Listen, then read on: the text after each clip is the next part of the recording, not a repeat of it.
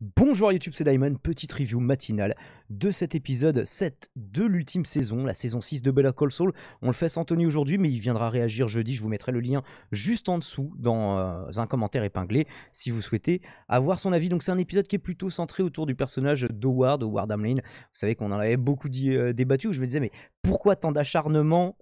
On s'attendait à avoir justement cette explication, c'est pas ça qui nous est donné. Et du coup, voilà, un épisode qui se fout moins de notre gueule que le précédent. Et j'ai trouvé ça plutôt cool. Et ce qui est cool, c'est qu'on commence sur Lalo. Vous savez à quel point on aime Lalo dans Rivors. Alors, je sais pas si le mec est assassin le jour et éboueur la nuit, mais toujours est-il que l'épisode débute par un plan sur Lalo qui s'extrait d'une bouche d'égout et met des tongs, donc moins 2 points en charisme pour Lalo, mais il part de très très haut, donc on ne s'en fait pas pour lui. Alors il va ensuite prendre une douche dans une station-service, enfin ce que j'imagine être une station-service. On n'a pas ça en France, des stations où on peut prendre des douches, en tout cas pas à ma connaissance, ou pas de manière aussi généralisée, et il règle un minuteur pour faire une sieste de 1 heure maximum dans sa voiture. En vrai, sa vie, elle a pas l'air super marrante à Lalo. Moi, j'imaginais ça un petit peu plus funky. On imagine évidemment que ces escapades égoutières ont un rapport avec le labo souterrain que fait construire Gustavo Fring. Évidemment, puisque c'est son obsession, il a même traversé le monde entier. Il a été en Allemagne, visiblement vers l'Allemagne et au-delà pour aller gratter ces informations, ce qui l'a conduit finalement à la blanchisserie. Bon, par contre, le moment où il commence à manger dans les égouts, j'ai un petit peu tilté, pour être honnête avec vous. Être un baron de la drogue ultra impliqué dans son business, ok, mais se taper un casse-dalle au milieu des détritus et des eaux usées, là je dis non, monsieur Salamanca. Même Gérard n'aurait pas fait ça, on ne peut pas cautionner. On se plaignait dans l'épisode précédent qu'il y avait des intrigues qui n'avaient pas été résolues, on se douterait qu'elles le seraient dans les épisodes ultérieurs. C'est le cas ici, en tout cas pour ces sous-intrigues, avec Jimmy qui réunit à l'arrache et en devant augmenter un petit peu le salaire du réalisateur, son équipe de tournage, toujours la même équipe de tournage, vous savez, avec le preneur son, le caméraman et la maquilleuse, qui aussi accessoirement joue des elfes, vraisemblablement. Et donc en fait, tout ça, ça a pour but, comme vous le voyez, de prendre des photos de leur doublure de Ren Casimiro. Alors on se demandait qui c'était la dernière fois, c'est un juge à la retraite qui sert de médiateur, justement, dans l'affaire Sandpiper, avec cette fois le plâtre qu'ils avaient pas oublié, ils pouvaient pas le deviner, mais cette fois en tout cas ils l'ont rajouté, ils ont un peu hésité sur le bon bras. Le but semble évidemment de discréditer l'ancien juge. La plupart des stratégies du couple Kim et Jimmy, ça passe généralement par ça, c'est discréditer la personne, la rendre folle, ou la faire passer pour folle pour arriver à leur fin.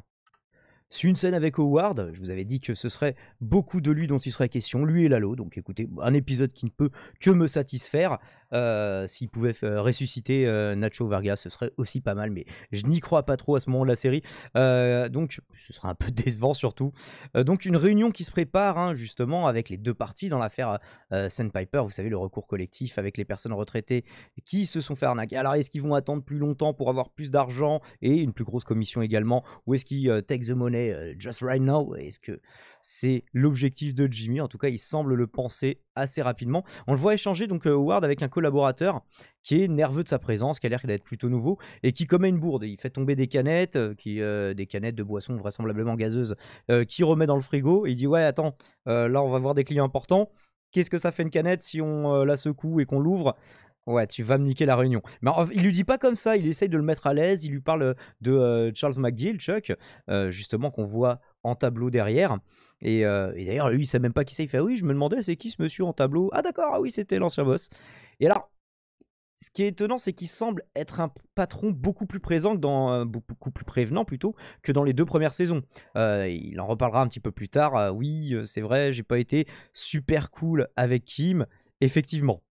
Mais là, non, il est cool. Alors, j'en viens à penser que les scénaristes, en ce moment, en tout cas au moment où je le regardais, c'est la pensée qui me venait, que les scénaristes veulent nous le rendre sympathique, mais un peu tard. Et je ne savais pas à quel point un peu trop tard.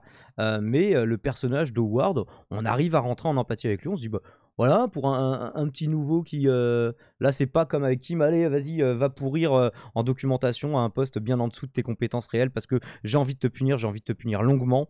On n'est plus là-dessus. Rédemption peut-être un peu tardive du personnage de Ward. On a eu un petit coup de théâtre en loose day un peu plus tôt dans l'épisode, mais c'est vrai que la scène avec la voiture et Jimmy qui remet les photos va un petit peu vite.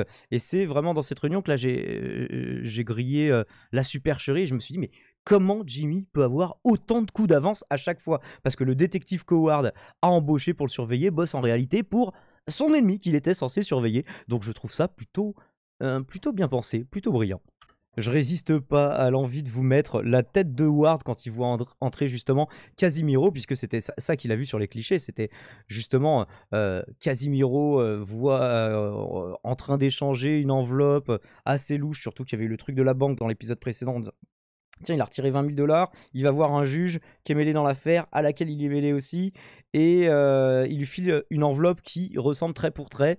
C'est vraiment un plan tordu, mais il a toutes les chances de réussir, surtout que ça prend bien en compte la psychologie de Ward. Donc, au-delà du plan lui-même, l'adaptation du plan à sa victime est plutôt bien trouvée. Du coup, on a Ward qui fait une scène, qui commence à dire non, mais je veux récuser le juge pour moi. Alors, au début, il hésite un petit peu, on lui dit non, mais vas-y, va jusqu'au bout de ta pensée.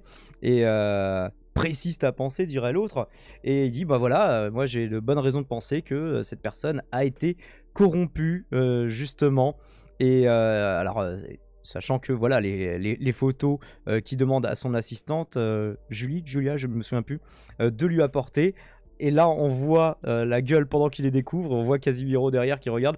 Et les photos. Alors, c'est malin parce qu'il y a des photos qui ont été substituées aux premières. Alors, comment ils ont fait exactement là sur le coup? On sait pas trop. Est-ce que c'est le détective qui est revenu? Est-ce que c'est la complicité de quelqu'un à l'intérieur de l'agence? Est-ce que c'est Jimmy qui est rentré directement dedans? Je pense que ce serait un petit peu compliqué. Donc, je pense que c'est plutôt le détective avec des guillemets, du coup, puisque c'est l'homme de Jimmy. Et alors, ce qui est malin, c'est que les photos qu'on lui montre n'ont pas aucun rapport. Donc pas aucun rapport, mais on voit un moustachu qui donne une assiette, un frisbee, on sait pas, à Jimmy.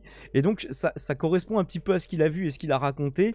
Mais là c'est tellement évident que ça n'est pas le juge Casimiro que forcément le mec tape pour un fou, passe pour un fou, à tel point que à un moment, il a dû lui-même douter de sa propre santé mentale et la tête qui tape est super goldée. Vraiment, l'acteur, super prestation, surtout dans ces dernières saisons, je trouve.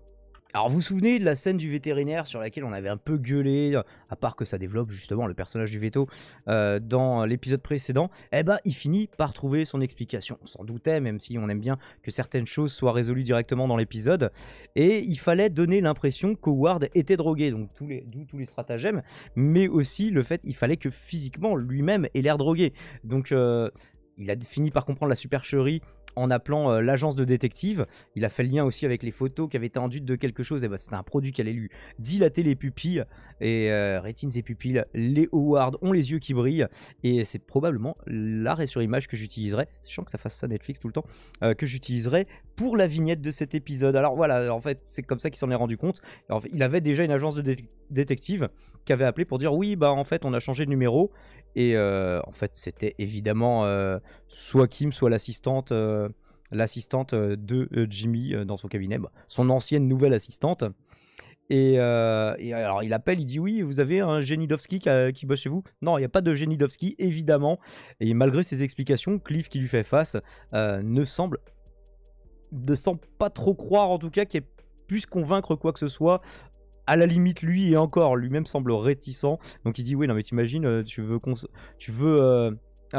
convaincre les autres associés, le conseil d'administration, peu importe, l'organisation crevait à leur entreprise, leur cabinet d'associés, mais il pense que ça sent un petit peu le sapin, voire éventuellement la drogue du côté de chez Howard.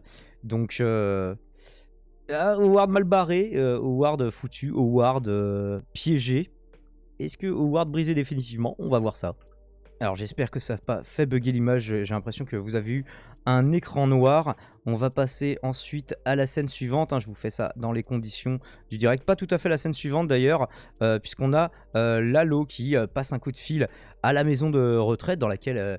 Casa Tranquila ou quelque chose comme ça, dans laquelle Hector Salamanca réside depuis un petit moment maintenant, depuis quelques saisons, depuis son accident causé par le remplacement de ses médicaments par Nacho, justement, l'ultime révélation tellement épique qu'il lui avait faite juste avant de mourir et de se donner lui-même la mort, parce que c'est quand même plus classe que de se faire buter par ses ennemis. Alors Lalo, donc il passe un coup de fil à la maison de retraite pour parler avec toi, on lui dit ouais, put you through, je vous transmets directement dans sa chambre.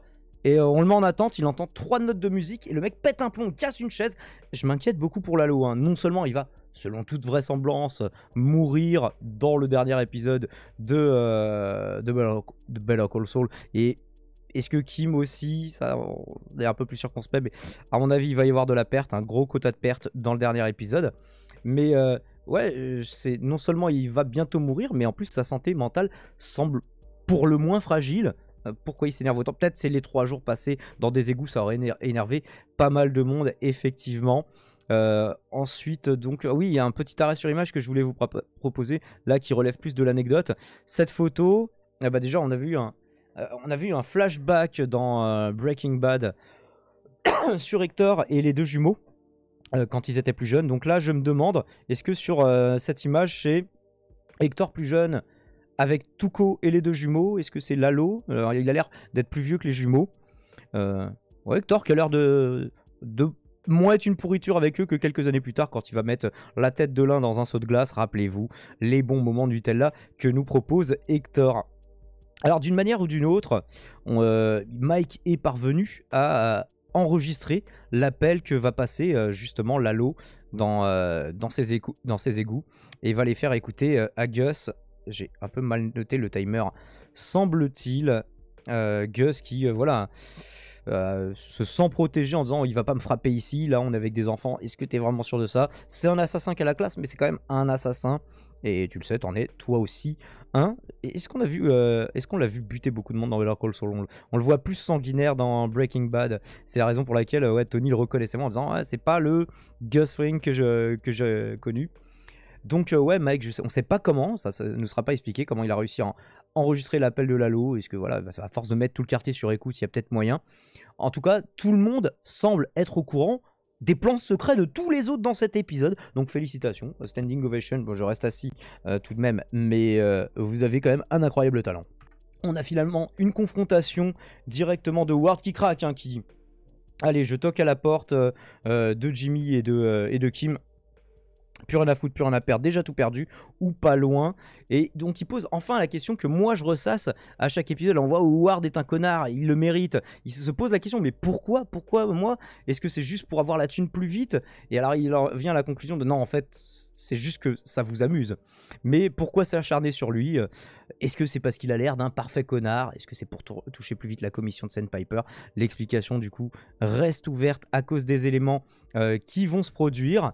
Moi je pensais que ce serait justement cette confrontation le clou de l'épisode, et il se passe quelque chose, à savoir que on a Lalo Salamanca qui fait son entrée, mais tranquille, les mains dans les poches littéralement le mec.